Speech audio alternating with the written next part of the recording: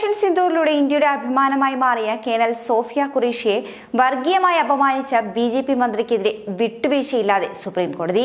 ഈ കേസിൽ മധ്യപ്രദേശ് മന്ത്രി കുൻവർ വിജയ് ഷായ്ക്കെതിരെ പ്രത്യേക അന്വേഷണത്തിന് സുപ്രീം കോടതി ഉത്തരവിട്ടിട്ടുമുണ്ട്.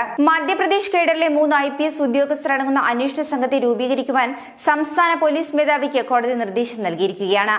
IG റാങ്കിലുള്ള ഉദ്യോഗസ്ഥരായിരിക്കണം അന്വേഷണ സംഘത്തെ നയിക്കേണ്ടത്. ജസ്റ്റിസ് സൂര്യകാന്ത്, N കോടീശ്വർ സിംഗ് എന്നിവർ അടങ്ങിയ ബെഞ്ചാണ് അന്വേഷണ സംഘത്തെ രൂപീകരിക്കുവാൻ നിർദ്ദേശം നൽകിയിരിക്കുന്നത്. ഇന്ന് രാത്രി 10 മണിക്കുള്ളിൽ സംഘത്തെ രൂപീകരിക്കണം. മന്ത്രിക്കെതിരെയുള്ള അന്വേഷണ സംഘത്തിലെ 3 പേരിൽ ഒരാൾ വനിതാ IPS ഓഫീസർ ആയിരിക്കണം. ഇവരെല്ലാം തന്നെ സംസ്ഥാനത്തിന് പുറത്തുള്ളവരായിരിക്കണമെന്നുള്ള നിർദ്ദേശവുമുണ്ട്. അന്വേഷണ റിപ്പോർട്ട് മെയ് 28-നകം നേരിട്ട് കോടതിയിൽ സമർപ്പിക്കണമെന്നും കോടതി ഉത്തരവിട്ടിരിക്കുന്നു. മന്ത്രി ഷായ്ക്കെതിരെയുള്ള അറസ്റ്റ് നടപടികൾ കോടതി തടഞ്ഞെങ്കിലും വർഗീയ പരാമർശത്തിനുള്ള അനന്തരഫലങ്ങൾ അദ്ദേഹം നേരിടേണ്ടി വരുമെന്നാണ് കോടതി നിരീക്ഷിച്ചത്. മന്ത്രിക്കെതിരെ മധ്യപ്രദേശ് സർക്കാർ തന്നെ നടപടി എടുക്കേണ്ടതായിരുന്നുവെന്നും കോടതി കുറ്റപ്പെടുത്തി.